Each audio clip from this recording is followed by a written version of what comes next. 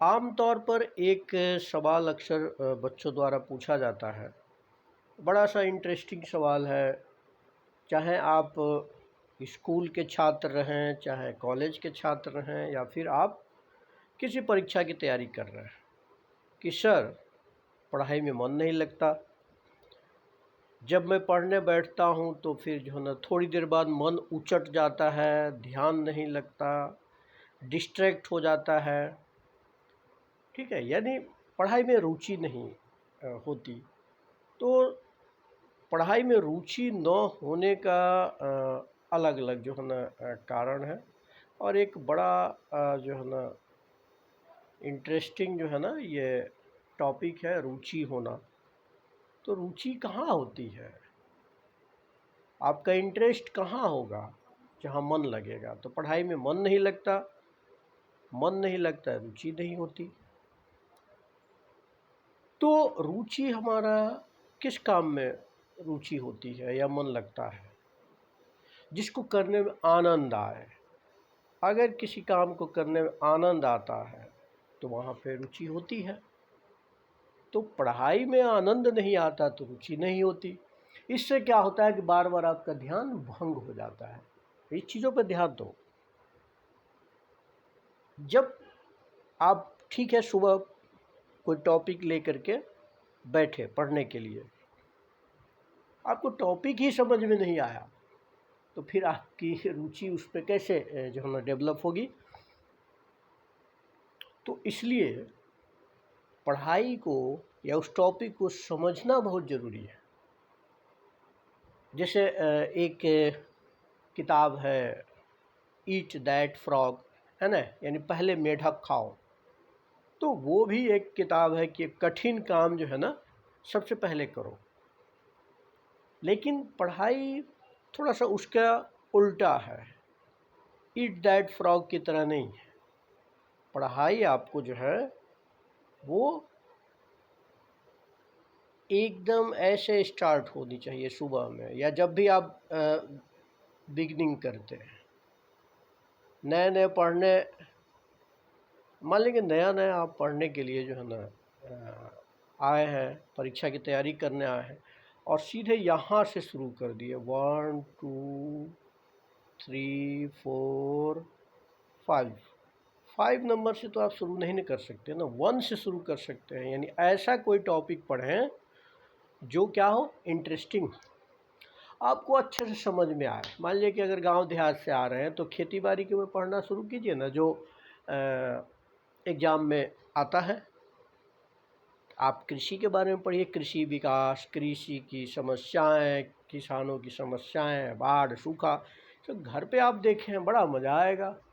Society से related कोई चीज़ पढ़िए, जैसे करप्शन पढ़ने में बड़ा अच्छा लगता है। भ्रष्टाचार, आतंकवाद, जो सोसाइटी की प्रॉब्लम है, महिला सशक्तिकरण, जिसमें आपका इंटरेस्ट पैदा हो उसको शुरू कीजिए, या उन टॉपिक को पढ़ना शुरू कीजिए सुबह में जिसमें आपका इंटरेस्ट हो या आपको समझ में आए। समझ में आया तो इंटरेस्ट पैदा होगा, रुचि पैदा होगी, तो पढ़ने में मन लगेगा।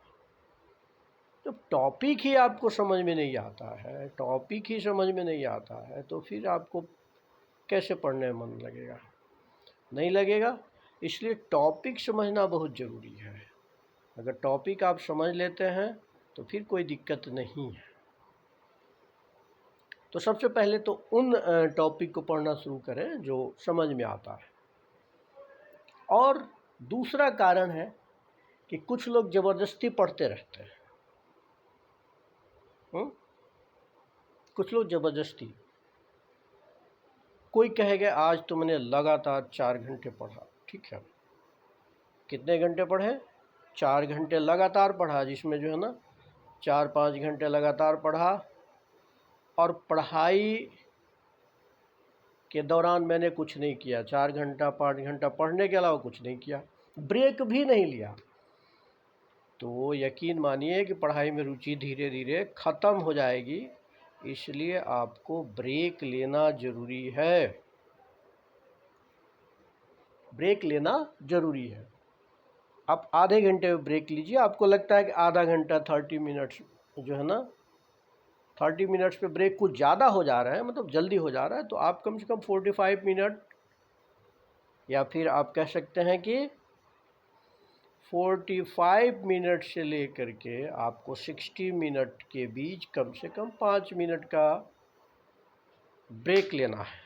कितने मिनट का? 5 मिनट। 5 मिनट में क्या कर सकते हैं? म्यूजिक सुनिए, आप उठ करके पानी पीजिए, टहलिए, किसी बच्चे से बात कीजिए, कोई कविता, अगर कविता आपको पसंद है तो कविता सुन लीजिए, पढ़ लीजिए, ठीक है, मतलब कुछ भी कर सकते हैं। या फिर जो है ना माइक्रो एक्सरसाइज करो, ठीक है, या उसी 5 मिनट में कोई लोग मेडिटेशन करते हैं, मेडिटेशन कीजिए। तो ब्रेक ज़रूरी है। देखिए आप 40 मिनट तक 40-45 मिनट के बाद आपका कंसंट्रेशन ख़त्म होने लगता है, इसलिए ब्रेक ज़रूरी है। ब्रेक ले कर के पढ़िए, तब आपको इंटरेस्ट आ जाएगा, पढ़ने में मन लगेगा। और पढ़ने में मन क्यों नहीं लगता? आपके टेबल पे आपका गोल होना चाहिए। टेबल पे क्या होना चाहिए? गोल। जो आप होना चाहते हैं उसको लिख के रखिए। जहाँ पर भी आपको डिस्ट्रैक्शन होता है, पढ़ाई से मन उचटता है, फिर इसको देखिए। ये आपको एक ट्रिगर का काम करेगा। जब भी आप भटकेंगे तो ट्रिगर का काम करेगा कि आप किस लिए तैयारी शुरू किए। और कभी कभी तो आप ये भी सोचिए कि आप अचीव कर लेंगे, ठीक है, आपका सपना सिविल सेवक बनने का है, आप अचीव कर लेंगे, ब्यूरोक्रेट्स बनने के अचीव कर लेंगे, तो फिर कैसी दुनिया होगी? हाँ, और 2 मिनट के लिए मानिए कि आप अचीव कर चुके हैं, देखिए एकदम आपके शरीर में झुर्रियाँ आ जाएगी, एकदम लगेगा ना मैं तो दूसरी दुनिया में हूँ। तो दैट इज़ द मोटिवेशन। ये मोटिवेशन आपको मिलेगा, आप अपने गोल को अपने आप में उतार लीजिए। अफर्मेशन का नाम सुने हैं ना? अफर्मेशन। आदमी उसी अवस्था में चला जाता है जिस अवस्था में सोचता है, जो बनना चाहता है वो वहाँ जाकर के देखता है। तो आप ऐसा कीजिए कि कुछ मिनट के लिए आप समझिए कि आप सक्सेसफुल हो चुके हैं। देखिए आपके हाव भाव, आपकी भाव भंगिमा, आपके व्यवहार, आपकी सोचने की जो शैली है, ये तो बदलेगी ही, चेहरे की मुस्कुराहट भी बदल जाएगी, फिर पढ़ने में मन लगेगा। खेल खेल में पढ़ना, एकदम आप पढ़ाई को खेल बना दीजिए, कुछ इंटरेस्टिंग कीजिए, ठीक है, कुछ आप इंटरेस्टिंग कीजिए और खेल बना दीजिए। अंकों के साथ खेलिए, एक दूसरे से कंपेयर कीजिए। अगर किसी एक ऑब्जेक्ट का, तथ्य का दूसरे से कंपेयर करें, ठीक है, तो फिर उसमें इंटरेस्ट पैदा हो जाता है।